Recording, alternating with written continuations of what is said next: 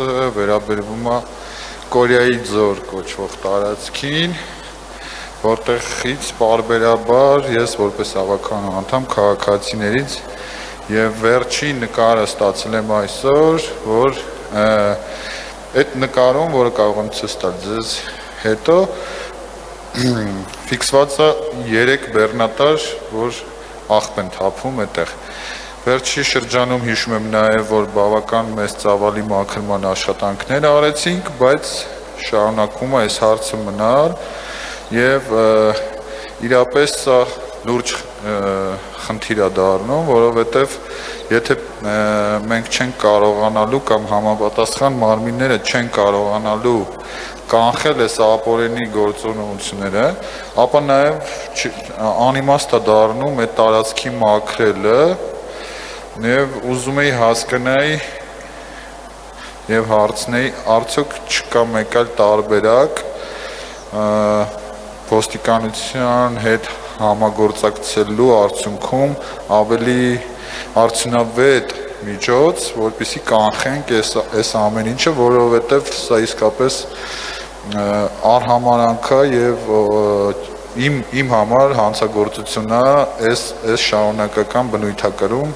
կուզեի իմանալ ձեր կարծիքը։ Ես ձեր լրիվ համաձայն եմ եւ կարծում եմ ամենաճիշտ մեթոդը հետեւյալն է, որ այն տնտեսվարողները կամ անհատները, ովքեր այդ գործունեությունները ծավալում են եւ այդ պահին իրենց ոստիկանությունը բռնում է, ապա տուգանքը լինի 500,000 դրամ, 1 միլիոն դրամ, 2 միլիոն դրամ, որովհետեւ ոչ ոք չի կարող ասել, գիտեք ինչ կա, ընտանիքս սպայելու համար աղբը բերել Կորեայի ձորում եմ թափում, հա, եւ մենք դնենք 1 միլիոն դրամ, որ մի անգամ կյանքում ինքը որ տուգանվի, էլ ինքն էլ իրան ով ճանաչում է, ով այդ դեպքի մասին իմանա, էլ երբեք մոտիկել չի գա։ Ես կարծում եմ լուծումը դրա մեջ է, որովհետև այն ինչ որ մենք անում ենք, մենք պարբերաբար ռեյդեր ենք անում, դուք շատ լավ գիտեք, ոստիկանության հետ համատեղ, մեր թաղապետը Արաբկիրի ինքն է անում, գնում է էլի ոստիկանության հետ համատեղ, աշխատողների հետ համատեղ, չգիտեմ, կամերաներ դնենք, մյուսը, բայց առանց տուգանքի բարձրացման եւ շատ մեծ գումար, շատ կոնկրետ, գիտեք ինչ կա, մեծ բեռնատարա, այսինքն դա մեծ գործունեություն է, այնպես չէ որ մեկը եկավ մի տոպրակ գցեց վազելով գնաց։ Եվ երբ բռնվեց, չգիտեմ, 500,000, ես կլինեի մինչև 1 միլիոն դրամ տուգանքի։ Յուրաքանչյուր, հա, այդ տիպի ձորում կամ ինչ որ մի այգում կամ կարևոր չի։ Բնության գրկում աղբ, շինաղբ, մասնավորապես թափել է։ Համեցեք դուք ոնց որ ինֆորմացիա ունեիք։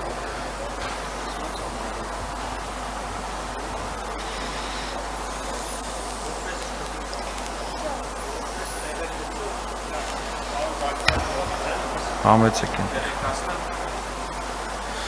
Հարգելի գործընկերներ, որպես տեղեկություն հայտնեմ, ես ինքս մի քանի անգամ մեր վարչական շրջանի ղեկավարի հետ այցելել ենք այդտեղ, տեղում նայել ենք ու տեղում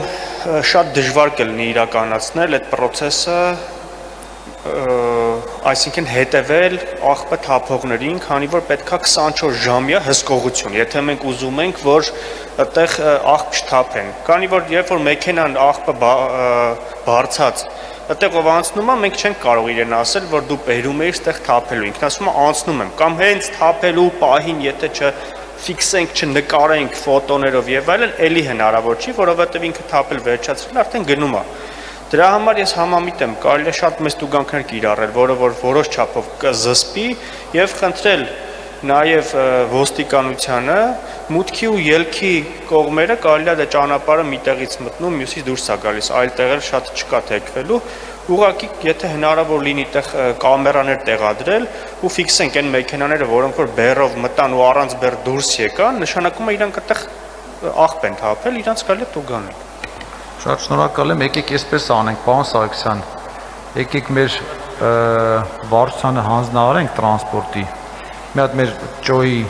գործընկերների հետ համատեղ նայեն, որտեղ ինչ փոփոխություն պետք է լինի այդ գումարի հետ կապված, որ ինչ օրենքներում, որտեղ, հա, եւ այդ փոփոխությունները անենք։ Ես չգիտեմ, հիմա իմ կարծիքը, չգիտեմ ինչ փոփոխություններ է պետք անել, վստահ եմ թե տրանսպորտի մեր վարչությունը, թե պարոն Մուրադյանը կասի, բայց այն որ եթե 1 միլիոն լինի, մի անգամ էլ տուգ անենք, ինքը մենակ այդ վախից այդ մարդը որ տուգ անվելու է եւ կարելի է գիտեք ինչ կա, եթե 1 միլիոն դրամ դնենք, կարելի է գնալ 24 ժամ էլ Թաղապետարանը վստահ եմ մարդ կհատկացնի, որ 24 ժամ այնտեղ կմնա, այդ 1 միլիոն դրամներով աղագին կլսնի, բայց այն պայմանով որ մեր համայնքային բյուջե գա, ոչ թե պետական բյուջե։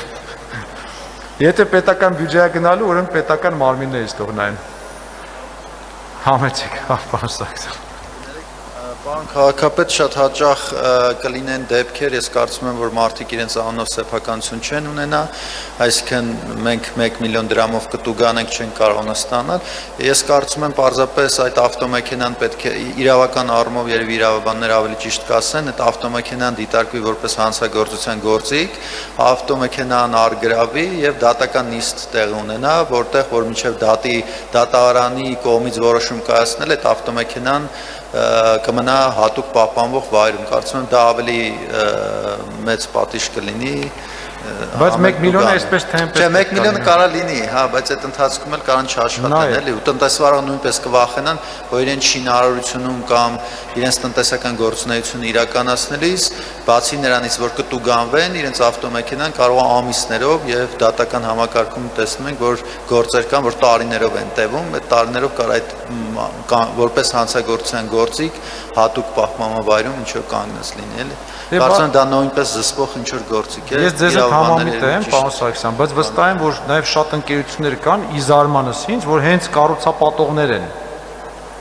Եվ այդ ընկերության մեքենան, որը գրանցված է ընկերության անունով, կարծում եմ ընկերության համար էլ 1 միլիոն դրամը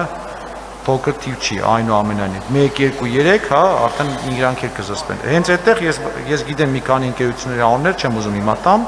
որ այդտեղ թափել են շինար եւ իրենք գործող ընկերություններ են ու բավականին ակտիվ գործունեություն են ծավալում։ Համենայն դեպս հանձնարարականը տվեք, հա, խնդրում եմ։ Մի հատ Ջոյի հետ կապնեմ են, նաև մեր իրավաբանական վարչության հետ, հասկանան ինչ որտեղ ինչ պետք է անենք, սկսենք այդ process-ը։ Թե չէ, այսպես հա, ես համաձայն եմ, պարոն Զագ, մենք գնում ենք, անում ենք, ինչ որ մի պահ դադարում է, հետո մի քիչ հետո մի 15 օր 20 օր հետո 1 ամիս հետո սկսում է նույն պատմությունը։ Համեցեք, պարոն Զագ, երկրորդ հարց։ Շնորհակալություն։